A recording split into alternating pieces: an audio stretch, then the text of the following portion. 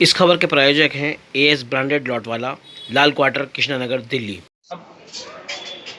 You N نے اردو کو جو ہے انٹرنیشنل بھاشا کا درجہ دیا ہے، اسے آپ کس طرح دیکھ رہے ہیں؟ یو این او نے تو بہت پہلے سے کوشش کی، جب پنڈت جی نے بھی تقریر کری جا کے، اور سب سے پہلے اٹل بہاری واجپئی نے جا کر جو ہے ہندوستانی زبان میں کی، وہ تقریر ہندی میں نہیں تھی اٹل بہاری واجپئی کی۔ آج خوشی ہے کہ اقوام متحدہ نے اردو کو وہ درجہ دیا جو اس کا حق تھا، جو بہت پہلے مل جانا چاہیے تھا۔ جب یو این او قائم ہوا اقوام متحدہ، اسی وقت اس کو جو ہے سرکاری لینگویج میں لینا چاہیے تھا، اس کو اپنی زبانوں میں شامل کر رہا ہے، لیکن دیر آئے درست آئے، ہندوستانی زبان اردو ہے۔ آج جو بولی جاتی ہے کہیں بھی پوری ہندوستان میں نہیں، دنیا میں، وہ ہندوستانی اردو زبان بولی جاتی ہے، نہ کہ ہندی، فارسی، انگریزی، عربی۔ لیکن آج تو حیرت کی بات یہ ہے، آپ جب حج کرنے جاتے ہیں ہم لوگ، تو وہاں عرب بھی ہماری زبان کو سمجھنے لگے، ہندوستانی زبان کو، یعنی اردو کو سمجھنے لگے۔ یہ بہت خوشی کا مقام ہے کہ اقوام متحدہ نے اپنی لینگویج میں اردو کو بھی لینگویجی زبان کا درجہ دیا، اور اردو جو جس کی مستحق تھی وہ ملا۔ اردو جو ہے گنگا جمنی تہذیب ہے، ہماری روایتی زبان ہے، اور اس کو بھی 650 سال ہو گئے اردو زبان کو۔ لوگ کہتے ہیں 400 سال ہو گئے، میں کہتا ہوں بہت پرانی ہے۔ یہ جو ہے زبان جو بنی ہے کئی زبانوں کا مقربہ ہے، اور اس میں جو ہے 7 زبانوں کا کوئی نہ کوئی الفاظ ہے، جیسے فارسی ہے، عربی ہے، سنسکرت ہے، ہندی ہے، بھوجپوری ہے، بہت سی اور بھاشائیں بھی ہیں جن کا اس میں ملان ہے۔ یہ کھچڑی زبان ہے، اور اس کی لوکپریت اتنی ہوئی، اس کی شہرت اتنی ہوئی کہ پوری دنیا میں آج اردو بولی جاتی ہے۔ یو ایس ایس آر ہے، امریکہ ہے، جاپان ہے، اور مڈل ایسٹ ہے، گلف ہے، یورپ ہے، وہاں اردو سمجھتے ہیں، بولتے ہیں۔ بڑا فرق ہو گیا 30 سال کے اندر، جو ہے اتنا وہ آیا، انقلاب آیا ہے کہ اردو زبان پوری دنیا میں پڑھی جانے لگی۔ خاص کر کے حج کے دوران سعودی عرب میں ٹرانسلیشن کر کے اردو زبان میں، جو یہاں ہندوستان، پاکستان کے لوگ جاتے ہیں، ان کو سمجھانے کے لیے وہاں اردو کی زبان کا استعمال ہو رہا ہے۔ علیم صاحب، اردو کو انٹرنیشنل لیول پہ تو لوگ سمجھ رہے ہیں، لیکن ہندوستان کے اندر جو اردو کے حالات ہیں اس پر آپ کیا کہنا چاہیں گے؟ دیکھیے، سب سے بڑی ہمیں خوشی کی بات ہے، ہم اردو زبان سے مایوس رہتے ہیں۔ آج پورے پارلیمنٹ کے اندر جتنا استعمال اردو کے الفاظوں کا بی جے پی کے لوگ کرتے ہیں، اردو مخالف کرتے ہیں، شاید اتنا استعمال اردو بولنے والے بھی نہیں کرتے اردو کے۔ اردو کے پروفیسر ہیں، اردو کے لیکچرار ہیں، اساتذہ ہیں، شعراء ہیں، ادیب ہیں، یہ جب بولتے ہیں جا کے باہر تو انگریزی کا استعمال کرتے ہیں، عجیب بات ہے۔ لیکن جو سمجھنے لگے شاعری کے طور پر، اردو تحریری طور پر، یہ الحمدللہ بڑا خوشی کا مقام ہے کہ اردو سمجھنے لگے۔ لیکن ڈپارٹمنٹل طور پہ جو ہے دیکھا جائے، جو اردو کے لیے محکمے بنے ہوئے ہیں، وہاں وہ لوگ اس کو ڈھنگ سے نہیں لے رہے، کیا وجہ مان رہے ہیں؟ دیکھیے، جھوٹ بول کر تقرر ہوتا ہے۔ بالکل۔ اب ایم اے کریا ہے، بی اے کریا ہے، پی ایچ ڈی کریا ہے، لیکن جب ان سے اردو لکھواؤ تو پتہ لگتا ہے کہ درجہ پنجم کا بچہ جو اردو لکھ رہا ہے وہ اچھا لکھ رہا ہے اردو میڈیم اسکول کا، لیکن یہ جو گریجویشن کر کے آ رہے ہیں، پوسٹ گریجویشن کر کے آ رہے ہیں، پی ایچ ڈی کر کے آ رہے ہیں، ان کا رسم الخط دیکھو تو ہمیں رونا آتا ہے۔ آج چاپلوسی کا زمانہ ہو گیا ہے۔ پروفیسر صاحبان جو ہیں وہ محنت نہیں کراتے۔ اگر وہ محنت کرائے رسم الخط کو سکھانے کے لیے، فن خطاطی پر وہ محنت کرائے، نستعلیق لکھنا سکھائے، تختی لکھنا سکھائے، کاپی پر ہولڈر سے لکھنا سکھائے۔ ہم نے بچپن میں جو اردو سیکھی ہے وہ قلم سے اور ہولڈر سے سیکھی ہے۔ اگر کوئی بچہ پین لیا آتا تھا تو ماسٹر سب سے پہلے تو نب توڑتا تھا پین کی، اگر بال پہنے اس کی آگے کی پیتل کی نوک پھینک، اور کہا قلم لے کے آنا کل سے۔ پینسل سے بھی برا سمجھا جاتا تھا لکھنا، پینسل سے، قلم سے اور ہولڈر سے۔ پھر ایک اس طرح کا پین آ گیا، لوگ پین کو کاٹنے لگے، ہولڈر کی نب بناتے تھے۔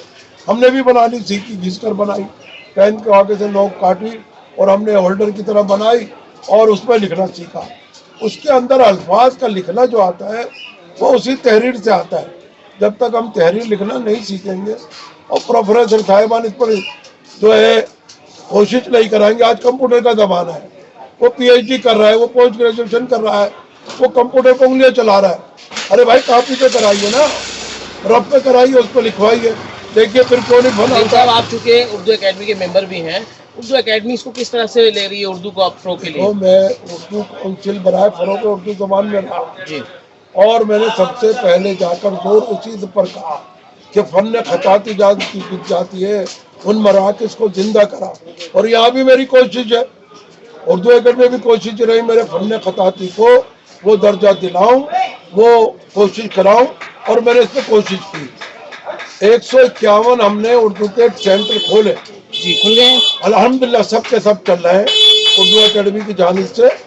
149 है, एक मजबूरी में लाल कुएं का सेंटर जो है ट्रांसफर हुआ है ओखला में, अभी चालू नहीं हुआ, इसलिए 149 सेंटर हमारे आज भी चल रहे हैं तो ये उर्दू के। क्योंकि आप पुरानी दिल्ली को लीड करते हैं, तो पुरानी दिल्ली में मान के चले कितने होंगे जो अपने देखिए सेंटर पुरानी कुछ दिल्ली एक में लाल कुआं पे है, 12 दिल्ली में है, हवेली उसमें क्या कहते हैं आपके फराज खाना में है, और आपके तुर्कमान गेट पे है, ऊंचा चलान में है, सुई वालन में है, शुरू हो गए। कहाँ नहीं है भाई, सब शुरू चल रहा है अल्हम्दुलिल्लाह। ये तीसरा महीना है, 2 महीने की तनख्वाह आ चुकी है उनकी। तीसरा महीना चल रहे हैं। हाँ जो हमारे कहीं किसी सेंटर पे आप गए क्या जगह? मैं 15 सेंटरों को तो मैंने इंस्पेक्शन भी किया, बहुत बढ़िया। और जाके मैंने उनकी कापियाँ चेक करी, उनसे दस्तखत करे, और उनकी रिपोर्ट तैयार करके उर्दू अकेडमी को भेजी भी मैंने।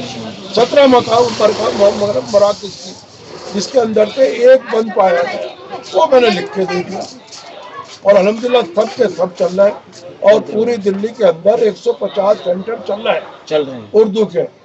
तो जितना कोशिश हो सकेगी उर्दू एकेडमी उसको आगे बढ़ाएगी। देखिए अभी हमारा वक्त बाकी है, आइंदा जो आएंगे हम उम्मीद करेंगे वो इन सेंटरों को कायम रखेंगे। जो सरकार अब चेंज हुई है दिल्ली में, क्या उम्मीद करते हैं कि वो सरकार भी जो है इन सब चीज़ों पर ध्यान मेरे तो पक्का यकीन है कि सरकार कोई भी आए, अगर उर्दू का काम करने वाला अच्छा होगा और उर्दू का गाइड करने वाला अच्छा होगा, सबसे बड़ी बात है सिक्योरिटी।